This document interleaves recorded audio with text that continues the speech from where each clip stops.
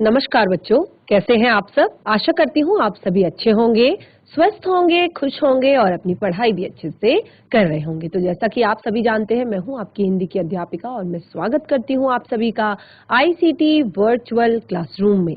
और आज हम यहाँ पर एकत्रित हुए हैं पढ़ने के लिए क्लास 6 की हिंदी। क्लास 6 की हिंदी में हम पढ़ रहे हैं अपनी दूसरी बुक है, यानी कि बाल राम कथा। और इसमें हमारा पहला चैप्टर कंप्लीट हो गया है और हम दूसरे चैप्टर की ओर बढ़े हैं, यानी कि जनकपुर, जंगल और जनकपुर। जब भगवान राम को विश्वामित्र जी अपने साथ जंगल में ले गए हैं और किस तरह उनकी यात्रा हो रही है, किस तरह वो जंगल की तरफ जा रहे हैं, वो सारी चीजें हम पढ़ रहे थे अपने पिछले सेशन में। तो क्या क्या चीजें उन्हें इस जंगल के रास्ते में मिलने वाली है, किस तरह का होने वाला है उनका ये सफर।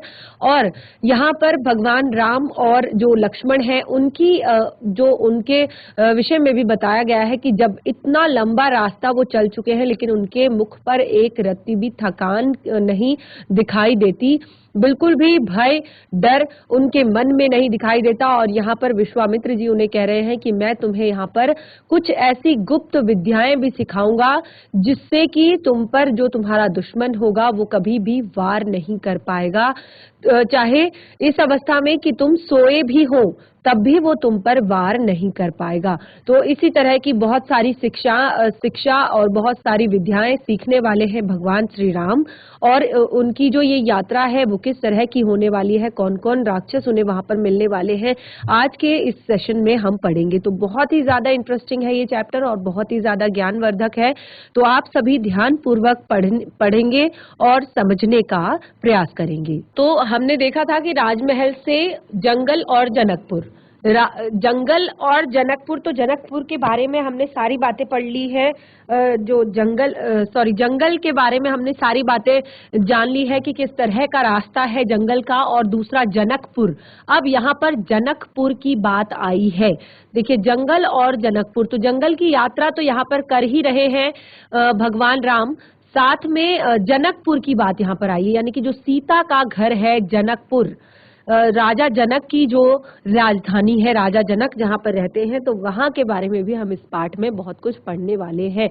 तो आपने देखा कि चलते चलते जब सरयू नदी का तट आया तो उन्होंने देखा कि सरयू नदी पार करनी है, लेकिन विश्वामित्र ने कहा कि हम सरयू नदी को पार नहीं करेंगे, हम सरयू नदी के किनारे किनारे चलेंगे, साथ में चलेंगे। और आप देख सकते हैं, हमने कहा था कि इस तरह के कुछ राक्षस उन्हें जंगल के मार्ग में मिलने वाले हैं जिनका उन्होंने वध करना है, जिनके कारण जो गुरु विश्वामित्र हैं वो अपने यज्ञ को, अपने अनुष्ठान को पूरा नहीं कर पा रहे हैं।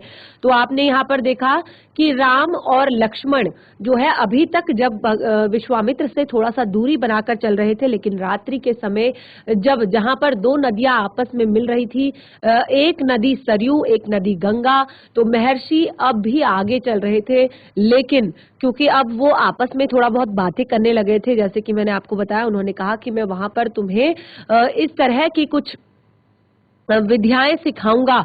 तो अब ज्यादा दूरी पर नहीं चल रहे थे, साथ साथ ही अब चल रहे थे महर्षि के ठीक पीछे थे, ताकि उनकी बातों को ध्यान से सुन सके। और रास्ते में पड़ने वाले आश्रमों के बारे में हो, चाहे वहां रहने वाले लोगों के बारे में हो, वहां की वनस्पतियों के बारे में हो, और या फिर बाकी चीजों के बारे में। तो यहाँ तक हम अपने पिछले सेशन में पढ़ चुके थे। हम यहाँ से शुरू करेंगे कि जो आगे की यात्रा थी, यानी कि आगे की जो यात्रा थी वो कठिन होने वाली थी, क्योंकि अब जंगल के करीब वो पहुंच गए थे। अब जंगल से होकर निकलना था, क्योंकि अभी तक तो वो सरयू नदी के किनारे किनारे चल रहे थे, लेकिन अब उन्हें जंगल से होकर निकलना था और सबसे पहले उन्होंने नदी पार करनी थी। तो इस नदी को पार करने के लिए गुरु विश्वामित्र ने रात में जब उन्होंने कहा कि ऐसा करना उचित नहीं होगा, और अब वो तीनों लोग वहीं पर रुक गए जहां पर ये संगम था, सरयू और गंगा नदी का जो संगम था, यहाँ पर तीनों लोग रुक गए। अब उन्हें सुबह नाव से गंगा पार करनी थी और सुबह उन्होंने नाव से गंगा को पार करना था। नदी पार जंगल था और नदी के पार जंगल था, बहुत ज्यादा घना था, दुर्गम था, यानी कि इतना ज्यादा घना कि जो सूरज की जो किरणें होती हैं वो भी वहां तक नहीं पहुंच पाती थी। और इतना ज्यादा डरावना था, इतना ज्यादा घना था कि हर ओर से झिंगुरों की आवाज, जानवरों की दहाड़ और कर्कश ध्वनियां वहां पर आ रही थी। यानी कि बहुत बहुत ज्यादा घना वो जंगल था, बहुत दुर्गम वो जंगल था। और सूरज की किरणें वहां पर इतना घना था कि जो सूरज की किरणें हैं वो केवल पौधों में ही पड़ी रह जाती थी, धरती तक पहुंचती ही नहीं थी। और इतना ज्यादा डरावना था कि वहां से हर तरफ से कुछ कभी झिंगुरों की आवाज, कभी जानवरों की दहाड़, कभी कर्कश ध्वनियां, यानी कि बहुत ज्यादा कानों को चुभने वाली कर्कश ध्वनियां आती थी। अब राम और लक्ष्मण को आश्वस्त करते हुए, यानी कि ताकि ये बच्चे शुरू में ही ना डर जाएं, क्योंकि बच्चे ही हैं, 15-16 वर्ष की उनकी आयु है। तो वो देख रहे हैं कि ताकि राम और लक्ष्मण को वो आश्वस्त कर रहे हैं, एक आश्वासना उन्हें दे रहे हैं कि ये बच्चे कहीं डर ना जाएं। करते हुए महर्षि कहते हैं कि ये जानवर और वनस्पतियां जंगल की शोभा हैं, इनसे कोई डर नहीं। असली खतरा राक्षसी ताड़का से है, वह यहाँ रहती है, तुम्हें वह खतरा हमेशा के लिए मिटाना है। उन्होंने कहा कि ये जो जानवर है जिनकी आवाजें तुम सुन रहे हो, ये जो वनस्पतियां हैं यानी कि पेड़ पौधे हैं, ये तो इस जंगल की शोभा है। तुम्हें इन सब चीजों से डरने की जरूरत नहीं है। अगर असली डर है तो वो यहाँ रहने वाली, यानी कि इस जंगल में रहने वाली जो राक्षसी है ताड़का, उससे सबसे बड़ा तुम्हें खतरा है। जो कि आप यहाँ पर चित्र में देख सकते हैं, कितना भयानक जो एक चित्र यहाँ पर दिया गया है राक्षसी ताड़का का। तो यहाँ पर कोई भी बच्चा क्या कोई बड़ा भी इसको देखकर डर जाएगा। बहुत ही ज्यादा खतरनाक, आप देख सकते हैं कितने नुकीले नुकीले उसके दांत है, कितनी बड़ी बड़ी आंखें हैं, हाथ के जो नाखून है वो कितने पैने हैं, शरीर देखिए, बाल देखिए कितने भयानक, उसकी आंखें कितनी भयानक है। तो इस तरह से जो ये राक्षसी है, ये मेन खतरा है इस जंगल का, और यही खतरा तुम्हें हमेशा हमेशा के लिए मिटा देना है, यानी कि इसको तुम्हें हमेशा के लिए मार देना है। ताड़का के डर से उस वन में कोई भी नहीं आता था। राक्षसी ताड़का जो थी, उसके डर से उस वन में कोई भी नहीं आता था। जो भी आता था वो ताड़का उसे मार देती थी, और जो भी उस वन में आता था ताड़का राक्षसी जो थी वो उसे मार डालती थी और अचानक आक्रमण कर देती थी। और इतना खतरनाक वो उस पर आक्रमण करती थी कि वो व्यक्ति जो है उसी समय मर जाता था। और उस राक्षसी का डर इतना ज्यादा था कि उस सुंदर वन का नाम ताड़का वन पड़ गया था। देखिए, बहुत सुंदर वन था, बहुत सुंदर सुंदर वहां पर वृक्ष थे, बहुत सुंदर सुंदर लताएं थी, बहुत घना वृक्ष था, प्रकृति की पूरी सुंदरता वहां पर थी, बहुत सुंदर पक्षी थे। लेकिन क्योंकि ताड़का के डर के कारण ही उस जगह का नाम, उस वन का नाम ताड़का वन पड़ गया था, जबकि उस वन का नाम सुंदर वन था, वो बहुत ही ज्यादा सुंदर था वो वन। लेकिन उस राक्षसी ताड़का के कारण ही उस वन का नाम ताड़का वन पड़ गया था। राम ने महर्षि की आज्ञा मान ली। अब राम ने महर्षि की आज्ञा मान ली और उन्होंने धनुष पर प्रत्यंचा चढ़ाई। अब उन्होंने, चूंकि कभी भी ताड़का राक्षसी आक्रमण कर सकती थी और उसके अचानक किए गए आक्रमण का कोई भी व्यक्ति जवाब देने में असमर्थ था, यानी कि कोई भी व्यक्ति उसका जल्दी से जवाब नहीं दे सकता था क्योंकि वो बहुत खतरनाक थी।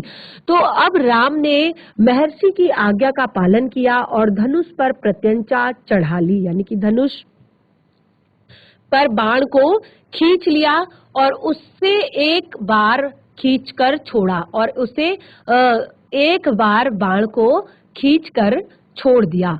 तो उन्होंने, यानी कि एक बार हवा में उन्होंने ऐसे ही बाण छोड़ा, देखने के लिए कि अगर सचमुच यहाँ पर अभी राक्षसी ताड़का है तो वो जरूर बाहर निकल कर आएगी। तो इतना ताड़का को क्रोधित करने के लिए बहुत था, इतना ही, केवल धनुष पर प्रत्यंचा चढ़ाकर हवा में धनुष छोड़ना ही राक्षसी ताड़का को क्रोधित करने के लिए, गुस्सा दिलाने के लिए बहुत था। टंकार सुनते ही क्रोध से बिलबिलाई ताड़िका गरजती हुई राम की ओर दौड़ी और दो बालकों को देखकर उसका क्रोध भड़क उठा। अब उसने जैसे ही धनुष की टंकार सुनी तो क्रोध से बिलबिला गई वो कि इस जंगल में मुझसे ज्यादा बलशाली और कौन है जो मुझ पर धनुष चढ़ाने की कोशिश कर रहा है, मुझ पर धनुष चलाने की कोशिश कर रहा है, मुझे क्रोध दिलाने की कोशिश कर रहा है, ऐसा कौन है? तो वो बिल्कुल क्रोध से बिलबिलाती हुई, बिल्कुल गरजती हुई वो उस तीर के निकलने वाले स्थान की ओर दौड़ी। उसने देखा कि दो बालक जो है वहां पर है और उन दो बालकों को देखकर उसका क्रोध जो है और ज्यादा भड़क उठा। वो बहुत ज्यादा क्रोधित हो गई और उसके क्रोध से मानो ऐसा प्रतीत हो रहा था जैसे जंगल में तूफान आ गया हो, क्योंकि वो बहुत ज्यादा, आप देख सकते हैं उसका शरीर जो था बहुत ही ज्यादा विशालकाय था। आप यहाँ पर चित्र में देख सकते हैं साफ तरीके से कि भगवान राम भले ही वो एक छोटे बालक है लेकिन 15-16 वर्ष की आयु के हैं, उनकी लंबाई भी काफी ठीक ठाक है, हष्ट पुष्ट शरीर के हैं, लेकिन आप देख सकते हैं राक्षसी ताड़का के सामने वो कितने छोटे कद के यहाँ पर दिखाई दे रहे हैं, कितने छोटे दिखाई दे रहे हैं। और जंगल का दृश्य आप देख सकते हैं कि पेड़ जो पौधे हैं वो किस तरह से पत्ते उसके टूट टूट कर गिर रहे हैं, यानी कि उसके क्रोध का तूफान जब जंगल में आ गया है वो राक्षसों की तरह वो एक तूफान की तरह वो दौड़ रही है राम के पीछे। और जंगल में इन सब से, जैसे उसके आने से जंगल में जैसे तूफान आ गया हो और विशालकाय जो पेड़ थे उनसे पत्ते टूट टूट कर इधर उधर गिरने लगे और धूल का घना बादल छा गया, क्योंकि उसका शरीर जो था वो बहुत ही ज्यादा विशालकाय था, बहुत ही ज्यादा बड़ी थी, जैसे कहते हैं ना राक्षसी शरीर था उसका पूरा, बाल बहुत बड़े बड़े, नाखून बड़े बड़े, दांत बहुत बड़े बड़े, बहुत ही डरावनी वो प्रतीत हो रही थी।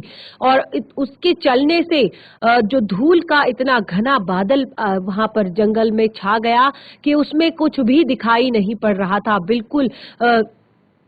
बिल्कुल जंगल जो है धूल से भर गया और फिर ताड़का ने पत्थर बरसाने शुरू कर दिए और इसी बीच ताड़का ने पत्थर बरसाने शुरू कर दिए, यानी कि जंगल में पड़े हुए पत्थरों को उठा उठा कर राम और लक्ष्मण के ऊपर डालना, फेंकना शुरू कर दिया।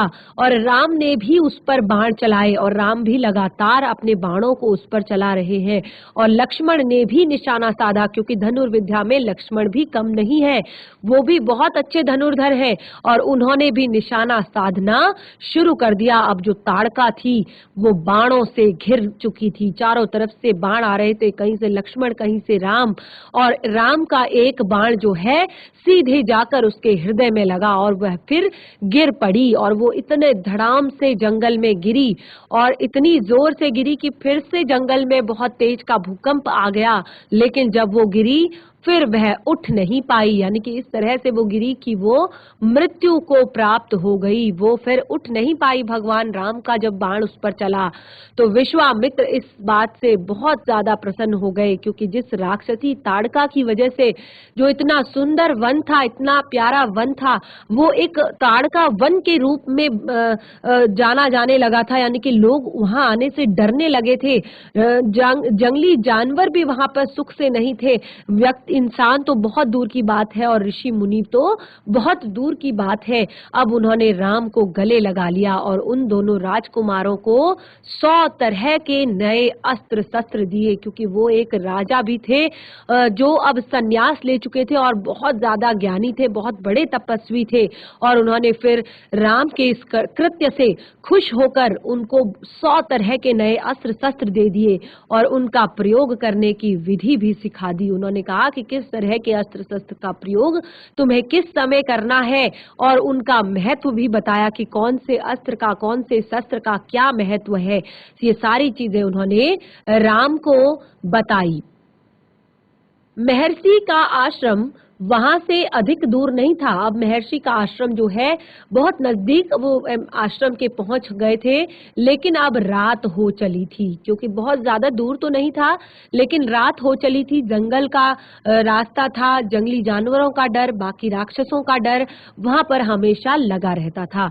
तो विश्वामित्र ने अब वहीं दूरी अगले दिन तय करने का निर्णय लिया। उन्होंने कहा ज्यादा दूर तो है नहीं, लेकिन अब रात काफी हो चुकी है तो हमें अब आगे नहीं जाना चाहिए, अब हमें यहीं पर रात बितानी चाहिए। लेकिन और एक और बात थी कि अब जो राक्षसी ताड़िका थी, यानी कि उस जंगल की सबसे भीषण जो राक्षसी थी, अब वह भी मर चुकी थी और अब उसका भय नहीं नहीं था। और जब तीनों ने रात वहां पर बिताई उस ताड़का वन में, अब वो ताड़का वन जो था अब वो पूरी तरह से भय मुक्त हो गया था। यानी कि अब वहां पर किसी तरह का कोई डर किसी भी इंसान को नहीं था, किसी भी जानवर को नहीं था। अब उन्होंने क्या देखा कि सुबह जंगल बदला हुआ था। अब ये जो सुबह जंगल बदला हुआ था, पूरी तरह से जंगल अब सुबह बदल चुका था। क्यों बदल चुका था?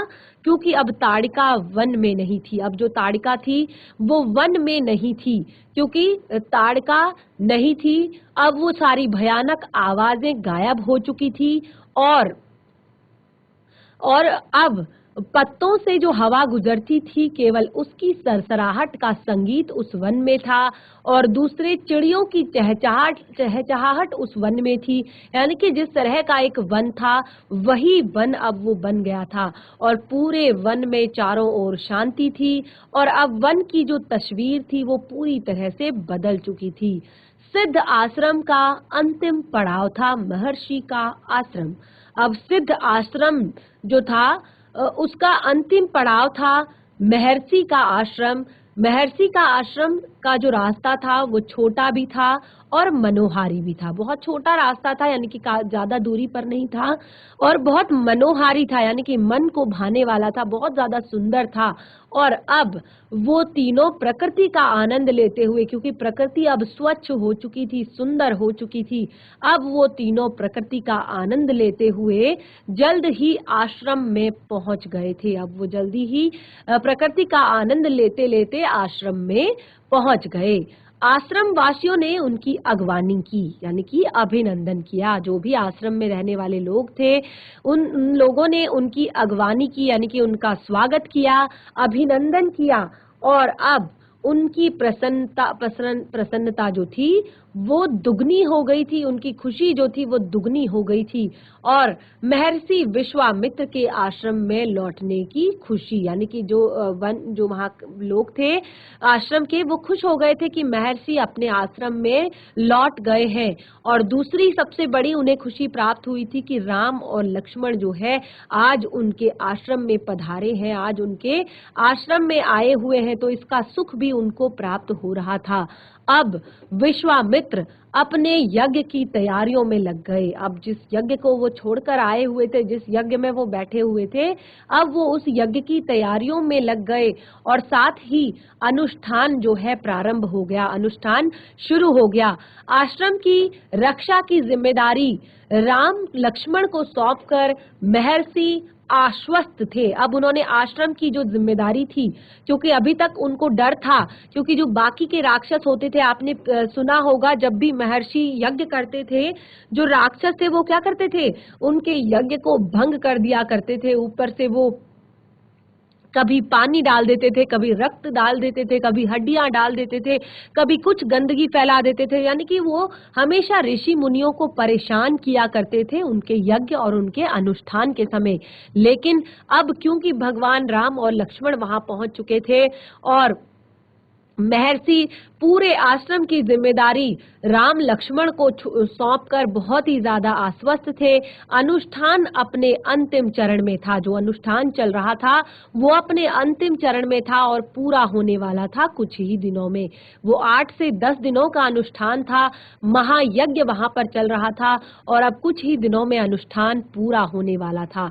अब 5 दिन तक सब ठीक ठाक चलता रहा, यानी कि 5 दिन जब अनुष्ठान के हो गए तो 5 दिनों तक सब कुछ ठीक ठाक चलता रहा, शांति से चलता रहा और निर्विघ्न चलता रहा।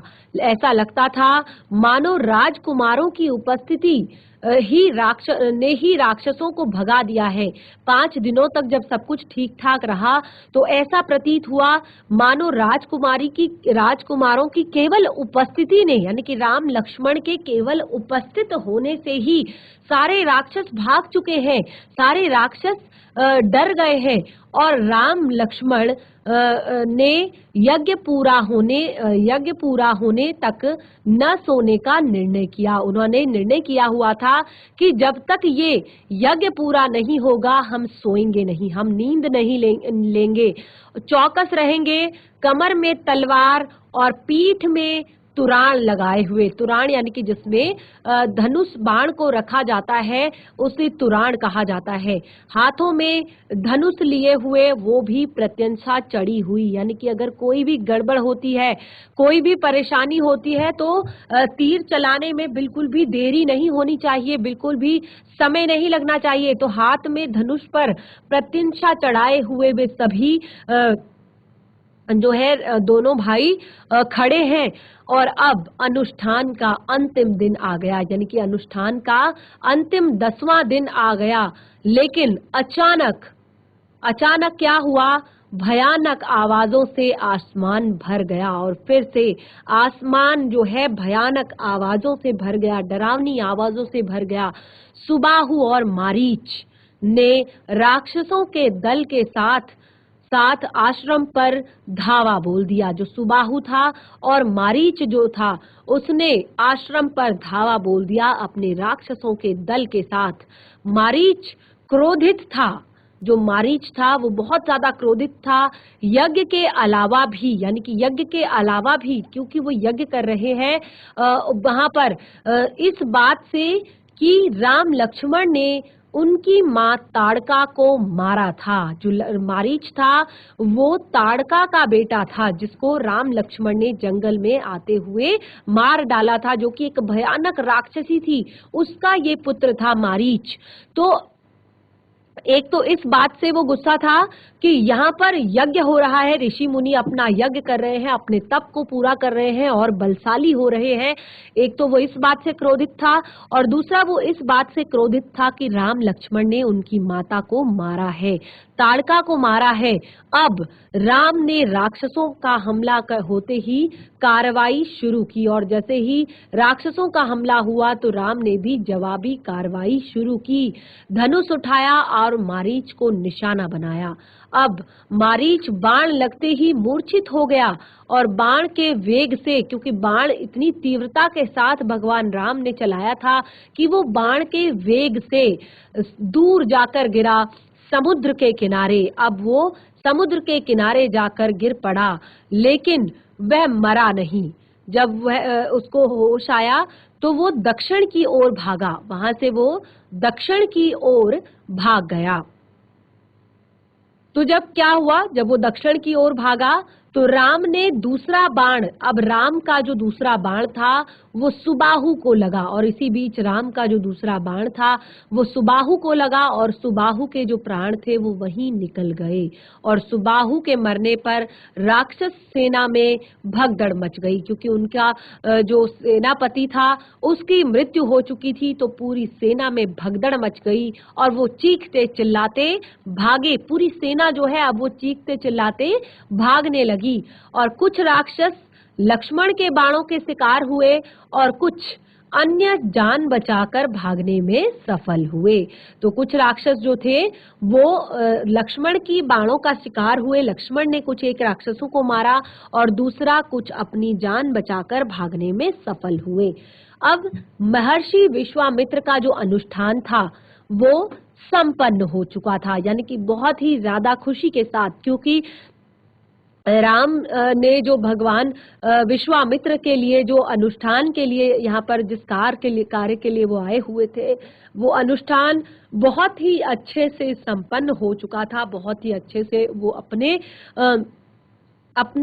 काम में सफल हो चुके थे। अब राम ने महर्षि को प्रणाम करते हुए कहा, राम ने महर्षि को प्रणाम किया और प्रणाम करते हुए पूछा कि अब हमारे लिए क्या आज्ञा है मुनिवर। उन्होंने कहा कि मुनिवर, क्योंकि सबसे बड़ा काम यज्ञ और अनुष्ठान जो है वो पूरा हो गया था और जंगल में जो भयानक राक्षस थे वो मारे जा चुके थे, उनकी मृत्यु हो चुकी थी। तो इस तरह से अब जो महर्षि थे उनके लिए कोई भी दुख नहीं बचा हुआ था, कोई भी डर, कोई भी भय नहीं बचा हुआ था और उनका जो अनुष्ठान था वो भी सफलता पूर्वक पूर्ण हो चुका था। तो ऐसे में महर्षि ने राम को गले लगाया। ऐसे में फिर महर्षि ने राम को गले लगा लिया, यानी कि खुशी से उनके गले लग गए और उन्होंने कहा कि अब हम यहाँ से मिथिला जाएंगे, यानी कि मिथिला हम जाएंगे महाराज जनक के यहाँ। उन्होंने कहा कि मुझे महाराज जनक के वहां जाना है। महाराज जनक ने एक बहुत ही बड़ा आयोजन किया है और इस आयोजन में एक बहुत ही सुंदर चीज रखी जाने वाली है, वो है शिव धनुष, यानी कि भगवान शिव का धनुष है और वो धनुष बहुत ही ज्यादा अद्भुत है, बहुत ही ज्यादा सुंदर है, बहुत ही ज्यादा प्यारा है। तो तुम ऐसे शिव धनुष को देखने के लिए तुम मेरे साथ आयोजन में चलो, यानी कि हम महाराज जनक के वहां जाएंगे। उन्होंने विदेह राज के दरबार में, वो विदेह राज है और मैं जानता हूँ कि तुम दोनों मेरे साथ, मैं चाहता हूँ कि तुम दोनों मेरे साथ चलो उनके आयोजन में हिस्सा लेने के लिए। और उनके पास एक शिव धनुष है, बहुत ही ज्यादा सुंदर है शिव धनुष, बहुत ही ज्यादा बलशाली है। भगवान शिव ने यहाँ पर जो परशुराम है उनको शिव धनुष दिया था तोहफे में और परशुराम ने राजा जनक को दिया था उसकी जिम्मेदारी संभालने के लिए। तो वो एक बहुत ही ज्यादा अद्भुत धनुष है, बहुत ही ज्यादा सुंदर धनुष है और तुम उसे देखो, मैं ये चाहता हूँ। तो राम और लक्ष्मण जो है वो अपनी अगली यात्रा को लेकर उत्साहित थे, क्योंकि उन्हें एक नई यात्रा पर जाना था, एक नई जगह आज जाना था, नए स्थान को देखने का उन्हें अवसर मिल रहा था। और सोन नदी को पार करके विश्वामित्र मिथिला की सीमा के पास पहुंचे और अपने शिष्यों और राजकुमारों के साथ वे गौतम ऋषि के आश्रम में होते हुए नगर में पहुंचे, यानी कि अब उन्होंने मिथिला की यात्रा शुरू कर दी। और मिथिला की यात्रा में जब उन्होंने सोन नदी को पार किया तो वहां पर वो ऋषि गौतम के आश्रम में पहुंचे और वहां से वो अब नगर की ओर चले गए। और नगर में आकर नगर के बाहर जो राजा जनक का महल था उसके बाहर आकर राजा जनक ने विश्वामित्र का स्वागत किया और तभी उनकी दृष्टि राजकुमारों पर पड़ी और विदेहराज जो है वो चकित रह गए, खुश हो गए और वे स्वयं को रोक नहीं पाए और महर्षि से पूछा कि ये सुंदर राजकुमार कौन है, इतने ज्यादा ये सुंदर राजकुमार कौन है। मैं इनके आकर्षण से खिंचा चला आ रहा हूँ, मैं बहुत ज्यादा आकर्षित हो रहा हूँ इनकी तरफ। ये इतने सुंदर राजकुमार कौन है। और फिर उन्होंने जो विश्वामित्र हैं उन्होंने राम जी का परिचय करवाया कि ये राम और लक्ष्मण हैं, महाराज दशरथ के पुत्र हैं। मैं इन्हें आपने अपने साथ लाया हूं आपका अद्भुत धनुष दिखाने के लिए। तो उन्होंने कहा कि ये जो बालक है राजकुमार है, ये महाराज दशरथ के पुत्र है और इन्हें मैं अपने साथ लाया हूं आपके उस अद्भुत शिव धनुष के दर्शन कराने। तो अब जो विदेहराज यानी कि जो राजा जनक है, उन्होंने महर्षि और उनके शिष्यों और दोनों राजकुमारों के ठहरने की व्यवस्था की। एक सुंदर उद्यान में, एक सुंदर जो वन था वहां पर, सुंदर उद्यान था, एक बगीचा था बहुत ही सुंदर, वहां पर उन्होंने राजकुमारों और राजा विश्वामित्र के शिष्यों के ठहरने का, विश्राम करने की व्यवस्था उन्होंने की।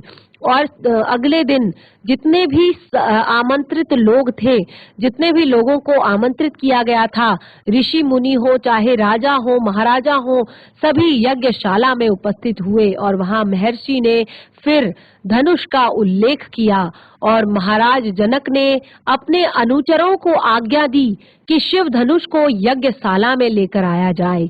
और शिव धनुष जो था, अब उन्होंने देखा जब शिव धनुष को यज्ञशाला में लाया गया तो भगवान राम ने देखा कि शिव धनुष जो है वो सचमुच बहुत ज्यादा विशाल है और एक लोहे की पेटी में रखा हुआ है और लोहे की पेटी में पहिए रखे हुए हैं और 8 पहिए लगे हुए हैं और फिर भी उसे उठाना, उसे खींचना लगभग असंभव सा लग रहा है, असंभव सा प्रतीत हो रहा है।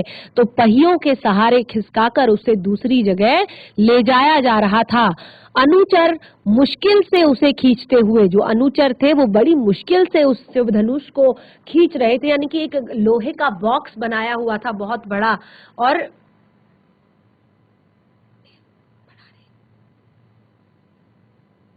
तो वहां पर एक बहुत ही बड़ा जो बॉक्स रखा हुआ था लोहे का, उसके अंदर ये शिव धनुष रखा हुआ था और उस बॉक्स में लगभग 8 पहिए लगे हुए थे।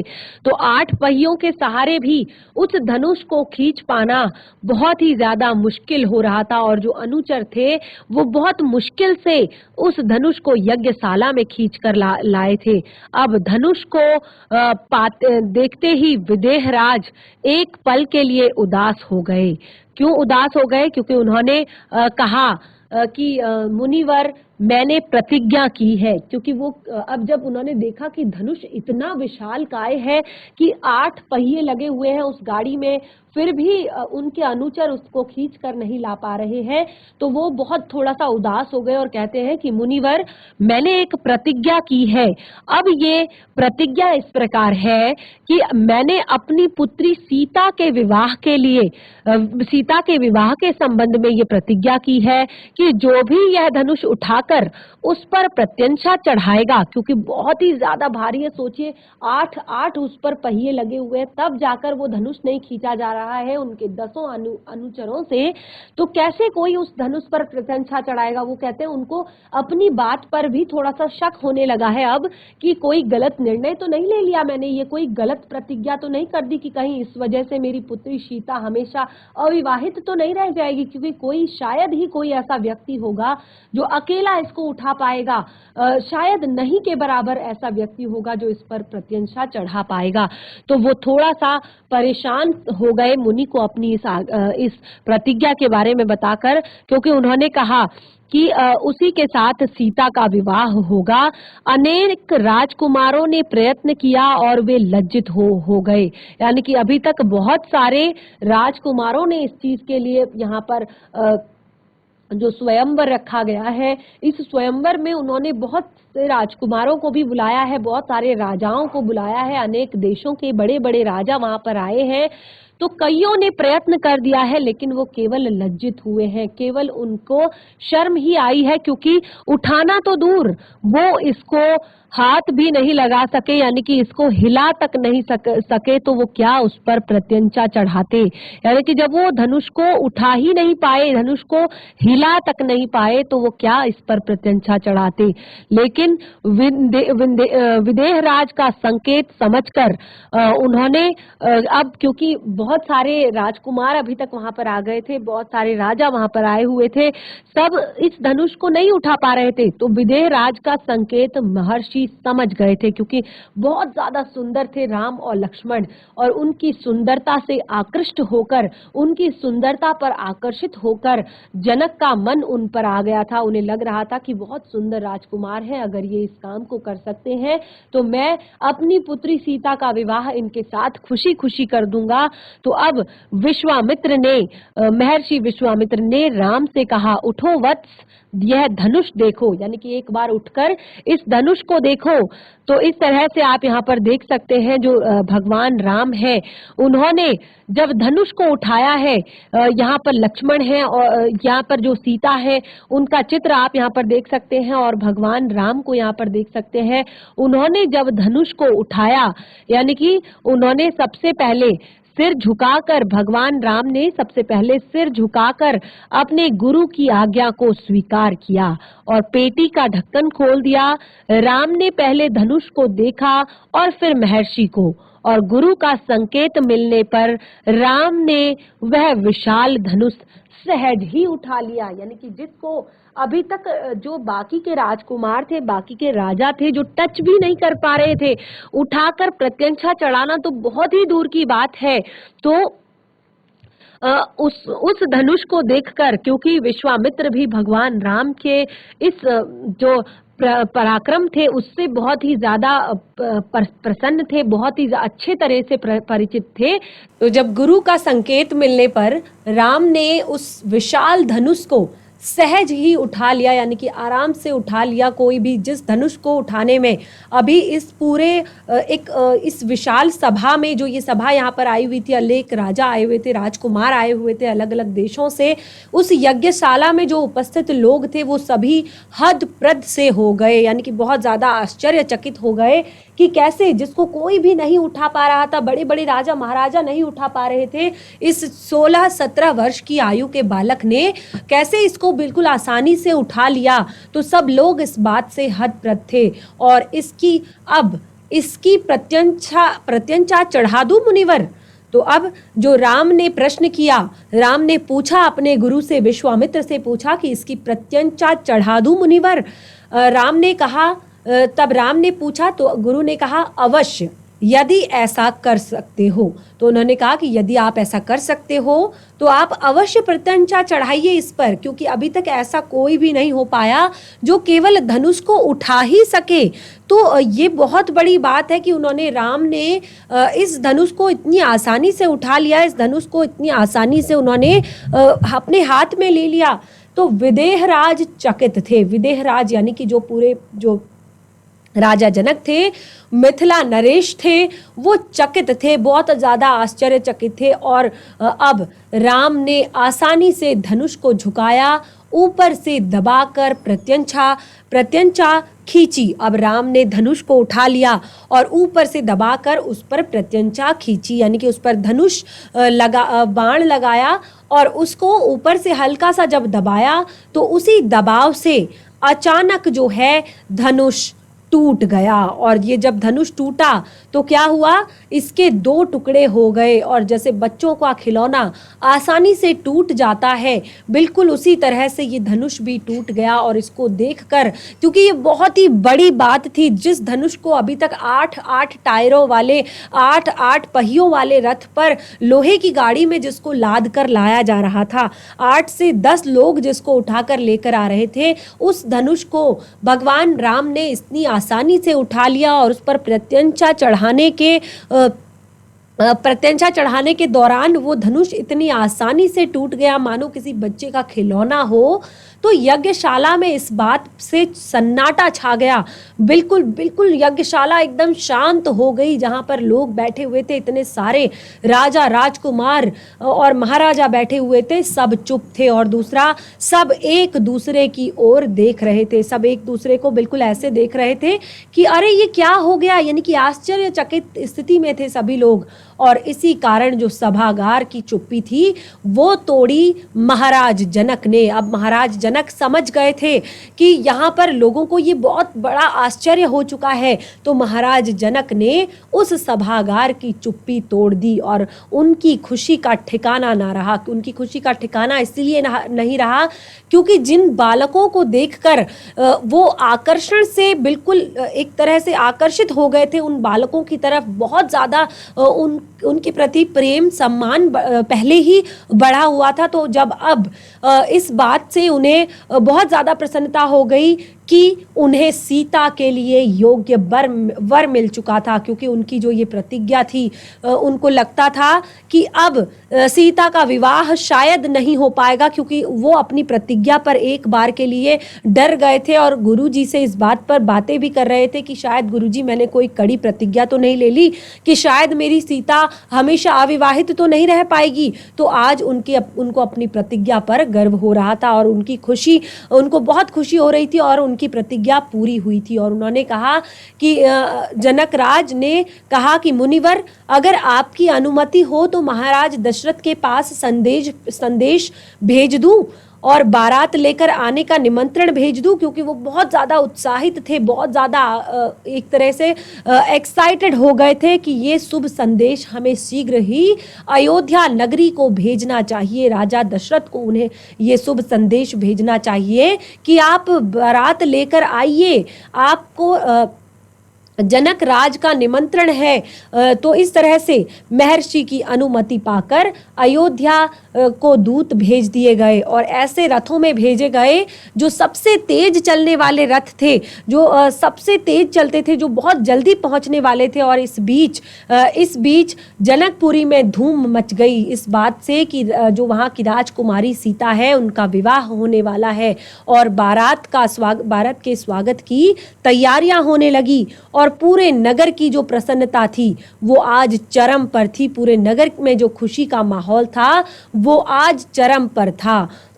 तो बच्चों, आपने देखा किस तरह से यहाँ पर जब भगवान राम द्वारा शिव धनुष तोड़ा गया है तो किस तरह से खुशी का माहौल राजा जनक की पूरी सभा में हो गया है और राजा जनक कितने ज्यादा प्रसन्न हैं और इसके आगे क्या होने वाला है, किस तरह से राम का विवाह होने वाला है, लक्ष्मण का विवाह होने वाला है और अयोध्या नगरी में क्या कुछ होने वाला है, ये हम पढ़ेंगे अपने नेक्स्ट सेशन में।